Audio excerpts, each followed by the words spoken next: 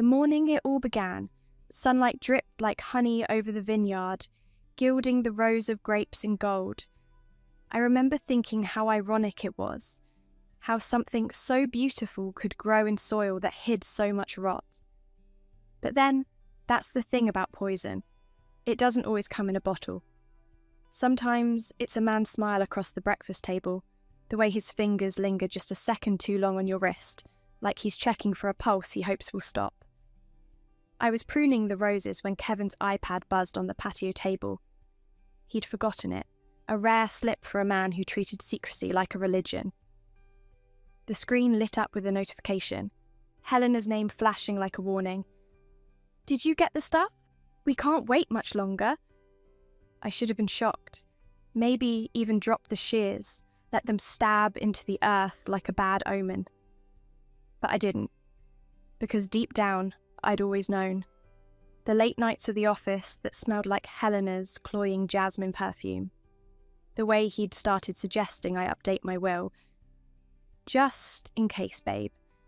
The way his eyes flickered to the wine cellar too often, like he was mentally measuring how much it would take to drown me. I opened the messages. And there it was. Their entire plot laid out in emojis and typos. Once she's gone, it's just us. The party's perfect. No one will suspect a toast. My fingers didn't shake, my breath didn't hitch. I just stood there, the sun warm on my back, and realised they think I'm the mark. The doomed wife in their little murder play. I took a photo of the messages, sent it to myself, deleted the trace. Then, I placed the iPad back exactly as he'd left it. Screen tilted toward the chair where he'd sit later, grinning like he hadn't just signed his own ruin. The rest of the morning passed in eerie normalcy. Kevin strolled out, pressed a kiss to my cheek, his lips dry, rehearsed. Big day, huh? 10 years. He didn't mean our marriage. He meant the countdown to my funeral. I smiled, poured his coffee black the way he liked it, and watched him gulp it down without a single thought that I might have laced it. See, Kevin? That's the difference between us. You announce your moves. I let you walk into them. By noon, I'd called my lawyer. By 3, the will was rewritten. And by dusk, as I stood at the edge of our vineyard watching the workers string up lights for our party, I realised something else. This wasn't just about survival anymore. It was about making sure Kevin and Helena choked on their own happy ending.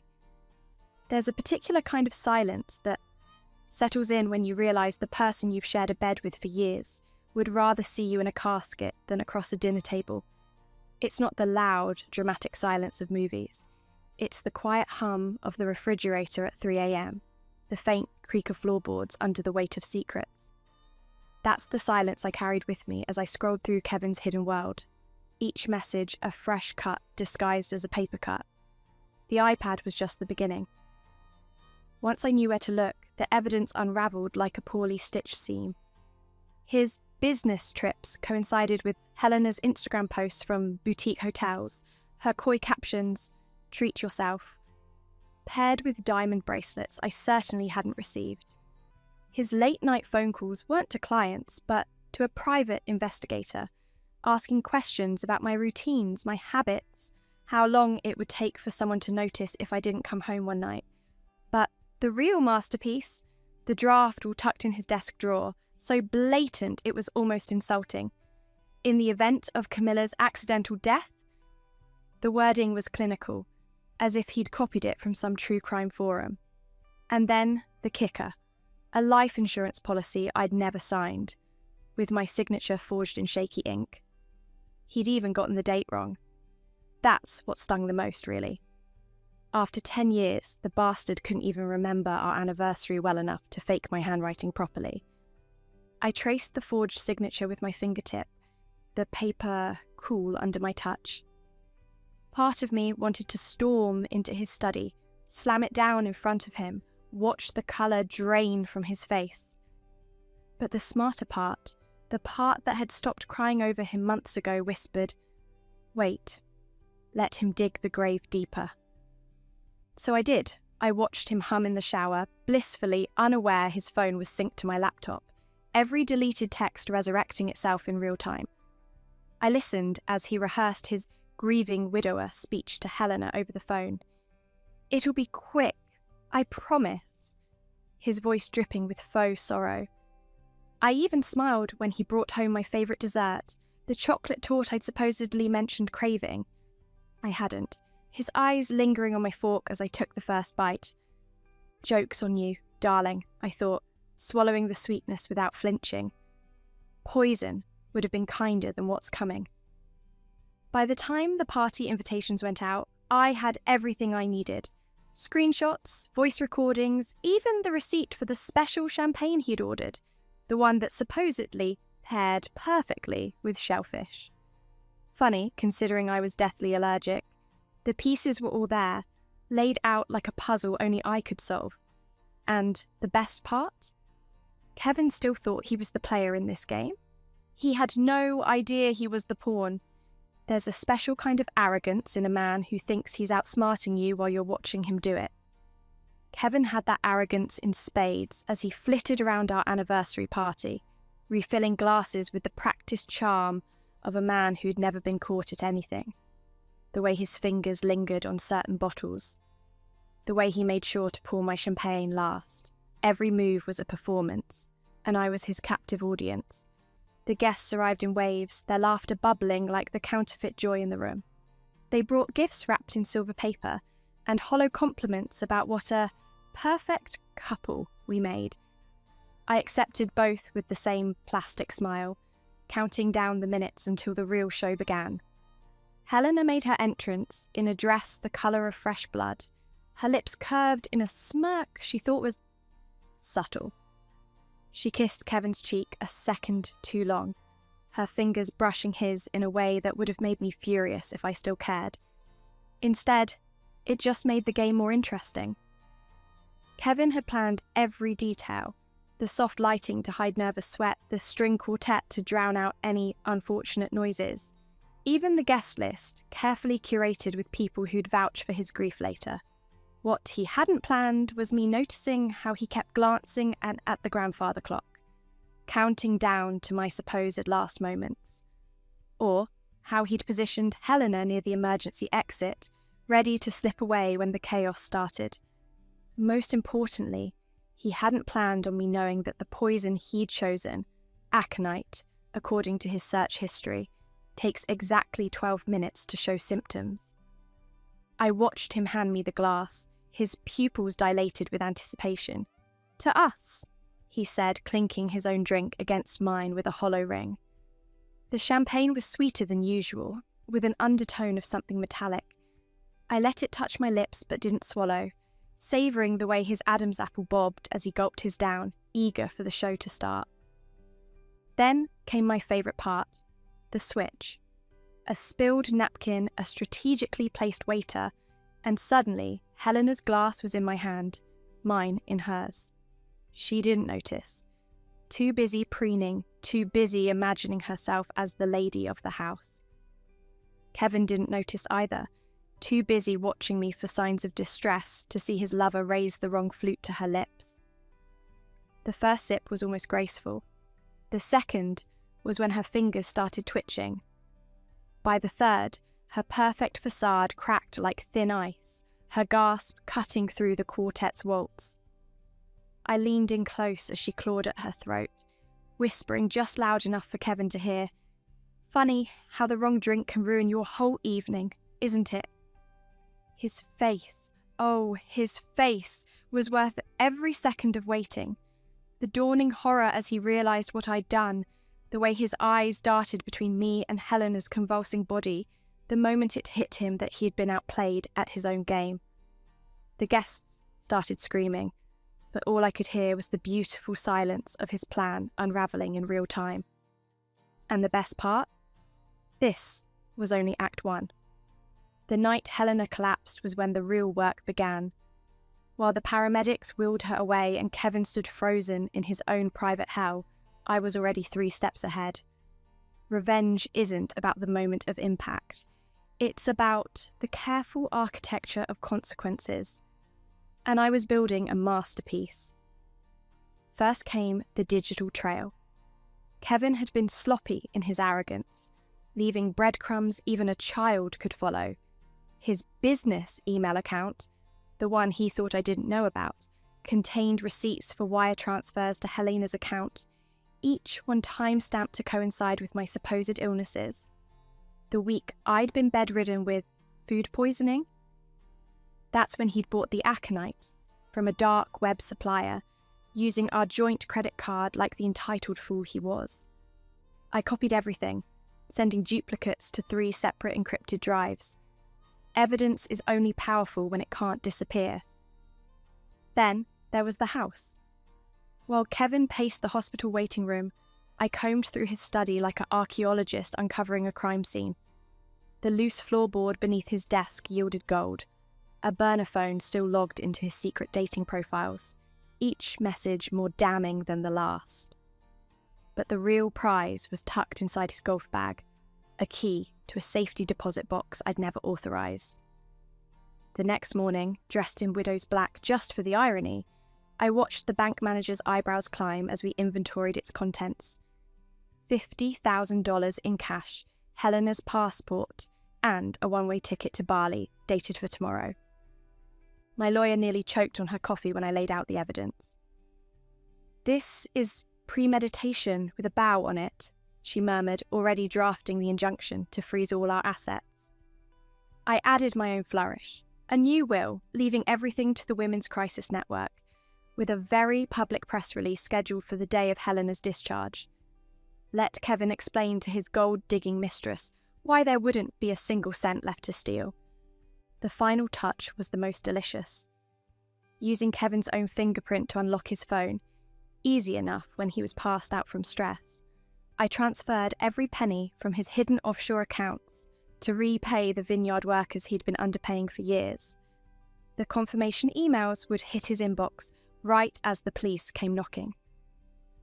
As I walked through the vineyard at dawn, the rising sun painted the grapes in shades of blood and gold. Somewhere in the city, Kevin was probably still babbling to detectives about how this was all a misunderstanding. But the security footage from our home, the same cameras he'd disabled for his private moments, was already being edited into a perfect narrative. They say chess is a game of strategy, but Kevin never realised we weren't playing chess. We were playing poker, and I'd been holding a royal flush since the day he first lied to me. Now, it was time to make him go all in. The devil, they say, is in the details, and Kevin had made 3 fatal mistakes when selecting his murder weapon. First, he chose aconite, the so-called queen of poisons, with its telltale metallic aftertaste that any sommelier could identify. Second, he stored it in our wine cellar, forgetting I inventoried every bottle weekly. Third, and most unforgivably, he left his browser history open on our shared laptop like some amateur criminal. I discovered his research on a rainy Tuesday while he was working late. Another lie, as Helena's Instagram showed them sharing tiramisu at our favourite bistro. His search terms still hung in the air like gunsmoke. Untraceable poisons. How long before autopsy can't detect wolfsbane? Does champagne mask bitterness? The clinical detachment turned my stomach. He might as well have been comparing golf clubs. The bottle arrived disguised as a vintage Bordeaux, the label too perfect, the cork suspiciously pristine. I found it tucked behind a case of 89 Margot, his pathetic attempt at subtlety. When I pulled the stopper, the scent hit me. Not the earthy richness of aged wine, but something sharper, like copper pennies and wet stone. My hands didn't shake as I poured a thimbleful into a tasting glass. One drop on my tongue confirmed it. He'd used the Himalayan variety, with its distinct peppery finish. Amateur. Here's what Kevin never understood. Poison isn't just a substance, it's a story, and I knew exactly how to rewrite his. Over the next fortnight, I became a shadow in my own home. I watched him practice pouring with his left hand to avoid fingerprints, saw him test doses in the garden, noting how sparrows dropped mid-flight after sipping tainted bird bath water. observed him timing how long it took sugar to dissolve in chilled champagne. 37 seconds, just enough to hide the powder's faint blue tint. The night before the party, I replaced his aconite with finely ground gentian root. Same bitter profile, same solubility, utterly harmless.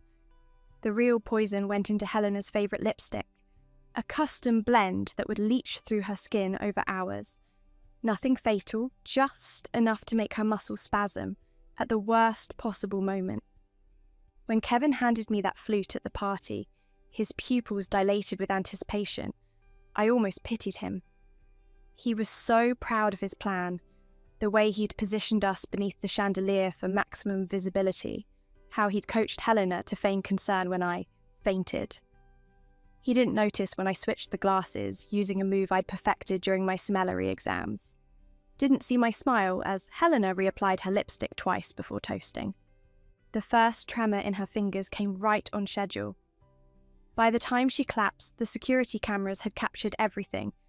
Kevin's panic, his fumbled attempts to dispose of the wrong glass, how he instinctively reached for Helena instead of me. As the ambulance wailed into the night, I pressed a handkerchief to my dry eyes and whispered the truth he'd learned too late. Darling, you should have poisoned the woman who knows wines, not the one who drinks them. The police would find his original toxin still sealed in our cellar, his browser history intact, his mistress babbling about lipstick burns. And me? I'd be the devastated wife who just happened to marry a monster, with all the evidence to prove it.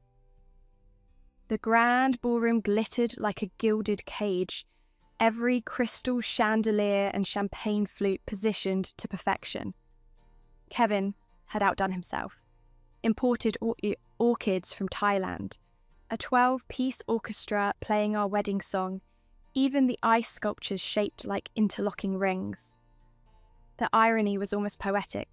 He'd recreated our entire marriage in this single evening, beautiful to look at, hollow at its core. I arrived fashionably late, letting the whispers follow me through the crowd. Doesn't she look radiant? After 10 years, still so in love.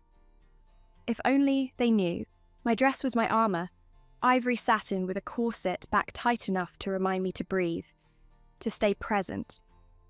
The neckline dipped just low enough to show the emerald pendant Kevin had given me last Christmas, the same week he'd taken Helena to Paris.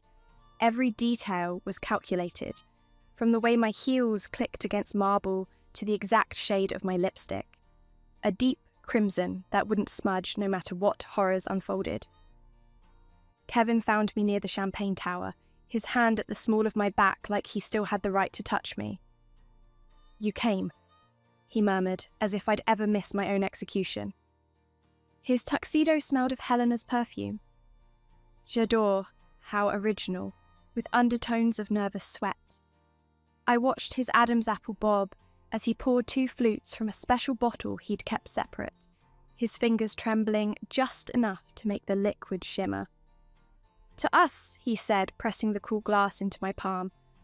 The bubbles danced upward in lazy spirals, carrying the faintest metallic scent.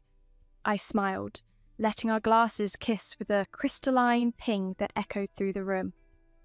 Around us, guests raised their own drinks in tribute, oblivious to the murder happening in plain sight. Helena materialized on cue, in her scarlet sheath dress, her lips already stained from the poisoned lipstick she'd reapplied in the ladies' room. "You look stunning," she lied, air-kissing my cheeks. I could taste the bitterness on her breath, gentian, root, and desperation. When she reached for a fresh flute from a passing tray, I accidentally knocked it from her grasp. "Oh, darling, take mine," I insisted, pressing Kevin's specially prepared glass into her manicured hand. Our fingers brushed, her skin already clammy from the toxin seeping through her pores. "You look parched." The orchestra swelled as Helena took her first sip, then her second. Kevin's gaze darted between us like a spectator at a tennis match, waiting for the wrong woman to fall. It took exactly 4 minutes. the time it takes to microwave popcorn, to boil an egg for a heart to stop beating, before her champagne flute shattered on the floor. Chaos erupted as Helena clutched her throat, her perfect face contorting. Guests screamed when she collapsed against the ice sculpture, sending wedding rings crashing down in a spray of diamond shards. Kevin's scream cut through the noise. "Call an ambulance!" But his feet stayed rooted to the spot, his horrified stare locked on the glass in my still steady hand. I met his gaze over Helena's convulsing body and took a slow, deliberate sip from my untouched drink. The champagne was exquisite, dry with hints of apple and betrayal. "Something wrong, darling?" I asked sweetly as the first police sirens wailed in the distance. "You look like you've seen a ghost." The cameras caught everything. How Kevin reached for Helena first, how he tried to kick the incriminating flute under a table, how his hand shook too badly to even dial 911. By the time paramedics arrived, I had already discreetly passed the master sommelier a note with the aconite bottle's location. As they wheeled Helena away, her once flawless skin now mottled purple, I adjusted my emerald pendant and turned to our guests with practiced tears. Who could have done this? The perfect victim. The perfect performance. The party was over, but the real show had just begun. The ballroom became a circus of flashing lights and horrified whispers, the kind of scene where everyone remembers where they were standing, but no one wants to admit they saw anything. Paramedics shoved through the crowd as Helena's convulsions sent a tray of canapés crashing to the floor, the sound of shattering porcelain mixing with her guttural choking. Kevin stood frozen, his face the colour of spoiled milk, watching his carefully constructed world collapse in real time. I made sure to position myself perfectly, close enough to appear concerned, far enough to avoid the mess. A single tear traced down my cheek, glycerin applied in the ladies' room, as I clutched a stranger's arm. "Do something!" My voice cracked just right, the perfect balance of shock and desperation. Around us, phones emerged like vultures circling Carry-On, capturing every second of Helena's demise. Kevin finally snapped into motion, but it was all wrong. Instead of rushing to his wife's side, he dropped to his knees beside Helena, cradling her head as foam bubbled at her lips.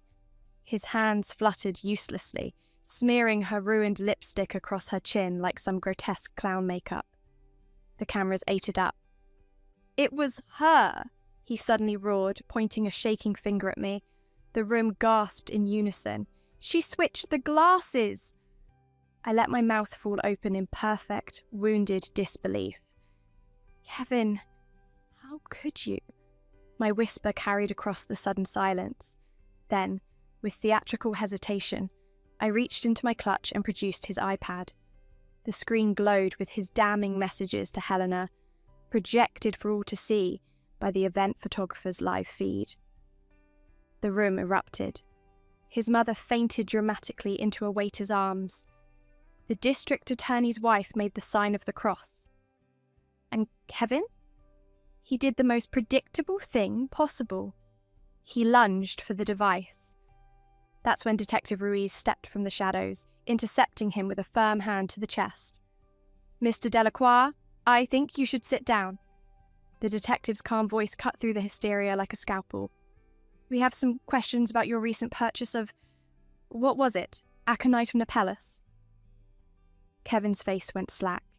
He hadn't noticed the plainclothes officers stationed by every exit, hadn't realised the wait staff included forensic specialists bagging glassware. His gaze darted to the champagne tower, where a crime scene tech was already dusting the special bottle for prints.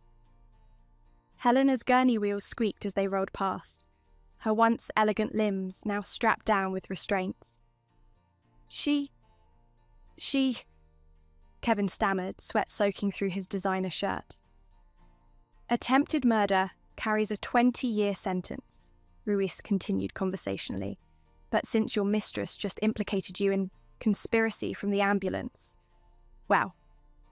The handcuffs clicked with finality.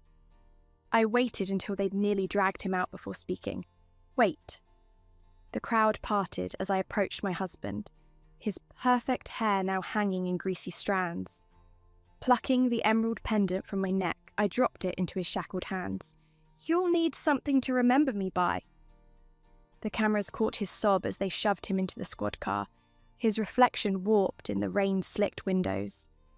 Inside, the orchestra had inexplicably started playing "I Will Survive." Some tragedies write themselves. Hospitals have their own particular scent, antiseptic and false hope, with undertones of human desperation. The ICU waiting room reeked of it as I took my carefully chosen seat between Kevin's sobbing mother and Helena's tight-lipped plastic surgeon. The fluorescent lights buzzed like angry wasps, casting everyone in the sickly pallor of impending doom.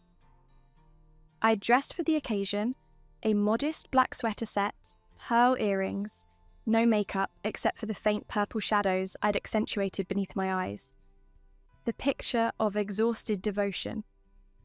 My hand stayed perfectly steady as I flipped through a months-old People magazine, pausing occasionally to dab at non-existent tears with a monogrammed handkerchief. Every sniffle, every shaky breath was measured for maximum effect. Kevin's lawyer arrived first, smelling of bourbon and panic. He pulled me aside, his meaty fingers leaving damp prints on my sleeve. "Camilla, be reasonable. This was clearly a terrible accident." His breath hit my cheek like a physical blow. Kevin would never... "Would never what?" I interrupted, just loud enough for the nearby reporters to perk up. "Never buy wolfsbane from a dark web dealer, never rewrite my will, never fuck my best friend in our bed." I let my voice crack on the last word, a masterclass in controlled devastation. The lawyer recoiled as if I'd struck him. Behind us, a nurse dropped a metal tray with a satisfying clatter. Helena's doctor emerged then, his scrub stained with something yellowish. "She'll live," he announced, then hesitated, "though the nerve damage is extensive." Kevin's mother wailed like a banshee. I pressed a hand to my mouth, not to stifle grief, but to hide a smile. The good doctor didn't mention how the toxins had ravaged Helena's facial nerves, how her once perfect smile now twisted into a permanent sneer. Some things are better seen than said. They let me visit her. The sight of Helena propped up in that sterile bed was almost artistic. Her Botox-paralysed forehead unable to furrow in rage, her collagen-swollen lips drooping on one side. The heart monitor beeped erratically as I leaned close enough to smell the fear beneath her hospital-grade lotion. "You should have researched aconite more thoroughly," I murmured, adjusting her IV line with mock tenderness. "It attacks the nervous system first. Fitting, don't you think?" Her remaining functional eye widened when I placed a familiar lipstick tube on her bedside table, the same shade she'd reapplied at the party. "A souvenir," I explained sweetly. "Though I hear you'll be sticking to balm from now on." The door burst open as Kevin staggered in, cuffs exchanged for an ankle monitor, his once impeccable hair now greasy and unkempt. "Baby, I can explain," he began, reaching for Helena's limp hand. I exited just as her first coherent word since the poisoning echoed down the hallway. "Coward." Outside, reporters swarmed like piranhas. I paused on the steps, letting the cameras capture my single perfect tear in the afternoon light. "I just hope," I whispered into the microphones, "that the woman who destroyed my marriage makes a full recovery." The click of shutters sounded like applause. The courtroom smelled like wood polish and schadenfreude. Kevin shuffled in, wearing a suit that suddenly looked 3 sizes too big, his cuffed hands clutching a legal pad filled with desperate scribbles. His lawyer kept mopping his brow with a handkerchief that had clearly seen better days, much like his client. The evidence unfolded like a particularly satisfying noir film. Security footage showed Kevin tampering with the champagne flute. His own search history detailed his poison research. The pièce de résistance? A voicemail to Helena. "Just make sure she drinks first." The jury's collective gasp was practically orchestral. I sat perfectly still in the front row, clad in demure navy. The press called it the colour of quiet strength, occasionally dabbing at dry eyes. When the prosecutor played the 911 call, Kevin screaming, "It was supposed to be her!" I allowed one perfectly timed tear to escape. The judge's gavel cracked like a gunshot. Guilty on all counts. Kevin turned to me wild-eyed as they led him away. "You set me up." I mouthed 3 words back. "Prove it." Outside, cameras flashed as I read a prepared statement about closing this painful chapter. The real victory came hours later when the judge approved the asset freeze. Every last cent of our money now mine alone. As Kevin's prison bus pulled away, I toasted with a glass of perfectly safe champagne. The bubbles tasted like justice. 6 months after the trial, I saw her again, across the crowded interior of a dingy downtown cafe that smelled of burnt coffee and regret. The once vibrant socialite had been reduced to a shadow in a hooded sweatshirt, her face half hidden behind oversized sunglasses, even on this cloudy afternoon. The poison had left its marks in ways no plastic surgeon could fix, the slight droop of her left eyelid that gave her a permanently sleepy expression, the way her top lip curled unnaturally when she sipped her tea, the tremor in her once elegant fingers that made the cup rattle against its saucer.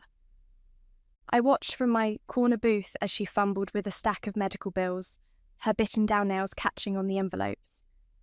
The diamond bracelet Kevin had given her, the one she'd flaunted all over Instagram, was conspicuously absent. In its place was a hospital wristband, the paper frayed at the edges but still legible. Neurology ward, room 814. She didn't notice me until I slid into the seat across from her. Up close, the damage was even more exquisite. The aconite had ravaged her nerve endings, leaving one side of her face eerily smooth while the other twitched involuntarily.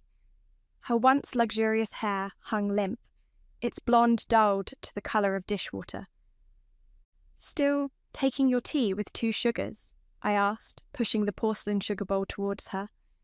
My voice was light, conversational, as if we were back at one of our old brunches. Her good eye widened, the other remained half-lidded, frozen in a grotesque wink. "You..." The word came out slurred, like her tongue was too thick for her mouth. "Me," I agreed pleasantly. I reached into my bag and placed a small velvet box between us. Inside rested the emerald pendant Kevin had given me, the same one I tossed to him in handcuffs. "I thought you should have this. After all, you paid for it in the end." Her trembling hand knocked over the sugar bowl. Granules scattered across the table like tiny shards of glass. "Bitch!" she spat, the insult mangled by her uneven lips. I leaned in closer, lowering my voice to a whisper only she could hear. "The doctors didn't tell you everything, did they? Aconite's effects are cumulative. That tremor in your hands? It'll get worse. The facial paralysis? Only about 30% of patients regain full control." I tapped the medical bills with one manicured nail. "And these? They never stop coming." A waitress approached, eyeing Helena's distress with concern. "Everything okay here?" "Perfect," I said brightly, standing to leave. I dropped a $100 bill on the table, enough to cover her tea and the broken sugar bowl. "Keep the change." Outside, the afternoon sun felt warm on my skin. Behind me, I heard the crash of china as Helena swept the emerald pendant onto the floor. The sound was almost as satisfying as the notification that chimed on my phone moments later, a news alert about Kevin's failed appeal. Some people might call this cruel. I prefer to think of it as poetic symmetry. After all, they'd planned to take everything from me. Now they had nothing but each other, broken, penniless, and painfully aware of exactly how they got there. And me? I had everything, including front row seats to their suffering. Prison orange did nothing for Kevin's complexion. I watched through the bulletproof visitation glass as he shuffled into the booth, his once confident swagger reduced to the hunched posture of a man who'd learned too late that his charm meant nothing behind bars. The designer stubble he'd always carefully maintained had grown into an unkempt beard, streaked with premature grey. His hands, the same ones that had poured poisoned champagne with such precision, now bore the nicks and calluses of a man doing hard labour in the prison laundry. "You look like hell," I said, not bothering to hide my smile. He pressed a palm against the glass like some tragic movie cliché. "Camilla, please, you have to help me." His voice had lost its polished cadence, replaced by the rasp of someone who'd spent months screaming into his pillow. "They moved me to general population last week. Do you know what happens to guys like me in there?" I did, actually. My private investigator's reports made for fascinating bedtime reading. How Kevin's cellmate had stolen his commissary privileges, how he'd traded his gold watch for protection that never came, how he'd gotten demoted from library duty after getting caught trying to forge legal documents. "Funny," I mused, tapping a fingernail against the glass. "You used to complain our house was too cold. Now I hear you sleep under 3 scratchy wool blankets." His bloodshot eyes darted around the visitation room before lowering to a whisper. "I'll sign anything. The divorce papers, the asset forfeiture. Just get me out of here." I reached into my Birkin and slid a photograph through the metal tray. A glossy shot of Helena mid-sneeze at her latest court appearance, her paralysed face frozen in a grotesque rictus. "She blames you, says you botched the dosage." Kevin's breath fogged the glass as he slumped forward. "This wasn't supposed to happen." "No," I agreed, standing to leave. "You were supposed to inherit millions. She was supposed to be the beautiful new Mrs. Delacroix. And I adjusted my diamond tennis bracelet, the one he'd bought Helena but that now adorned my wrist. I was supposed to be dead." The guard coughed pointedly. As I turned to go, Kevin suddenly slammed both hands against the partition. "You set me up. That wasn't even real aconite." I paused at the door, letting him savour the truth he'd never prove. "Darling," I purred, "if you'd paid attention during our wine tastings, you'd know I always preferred a full-bodied revenge." Outside, the winter air smelled crisp and clean. My driver held open the door of the Bentley, the same one Kevin had picked out, though he'd never ride in it again. As we pulled away from the prison gates, my phone buzzed with an alert, the final transfer of his remaining offshore accounts into my foundation for abused women.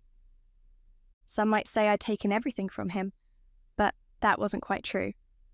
I'd left him with exactly what he deserved, a lifetime to regret crossing me. Spring came early to the vineyard that year. I stood on the terrace of the renovated estate, watching the first buds unfurl on the grapevines, their tender leaves gilded by the morning sun. The air smelled of damp earth and new beginnings, a far cry from the stale deceit that had clung to these walls for years. Below me, workers moved through the rows with pruning shears, their laughter carrying on the breeze. They'd all gotten raises, of course. Loyalty should be rewarded. The grand reopening party was in full swing behind me, not some stuffy corporate event, but a vibrant gathering of the women's shelter residents, who now called the guest cottages home. Children darted between tables laden with canapés, their sticky fingers grabbing at cupcakes iced in violet, the official colour of domestic violence awareness. The irony wasn't lost on me. A server approached with a champagne flute, the same vintage Kevin had once tried to kill me with, now rebranded under my label. Veuve Camilla. The irony fizzed on my tongue as I took the first sip. Perfection. "To new beginnings," said the shelter director, clinking her glass against mine. "To justice," I corrected softly, watching the bubbles rise. My phone buzzed with the weekly update I still requested, though I hardly needed the validation. Kevin had been denied parole again. Helena's latest facial reconstruction surgery had failed. The tell-all book she'd tried to publish had been sued into oblivion by my legal team. Small satisfactions, but satisfying nonetheless. A little girl tugged at my skirt, her cheeks dusted with frosting. "Miss Camilla, the butterflies are here." I let her lead me to the newly installed conservatory, where hundreds of monarchs fluttered beneath the glass ceiling, a sanctuary for creatures who'd undergone their own transformations. One landed on my outstretched finger, its wings trembling with newfound freedom. "It's beautiful," breathed the child. "It's survival," I corrected, though she wouldn't understand. Not yet. Later, when the stars pricked through the twilight and the last guests had gone, I poured myself a final glass in the study where Kevin had once plotted my demise. His antique desk now held ledgers for the foundation. The hidden safe where he'd kept poison receipts stored scholarship applications. Every corner of this house had been reclaimed, repurposed, redeemed. The news played quietly on the television, a recap of my recent donation to the Forensic Toxicology Lab. The reporter called me Philanthropist of the Year. Kevin's mother, interviewed outside the country club she could no longer afford, spat that I was a monster in designer clothing. I toasted them both. Some women inherit diamonds. Some get houses. I was left with something far more valuable, the crystalline knowledge that every single person who'd wronged me was living a lesser life while mine kept improving. The grandfather clock struck midnight, its chimes echoing through the empty halls. Somewhere out there, a prison cell light flickered over a man who'd gambled everything and lost. A hospital monitor beeped beside a woman who'd traded beauty for greed. And here, the champagne never stopped flowing.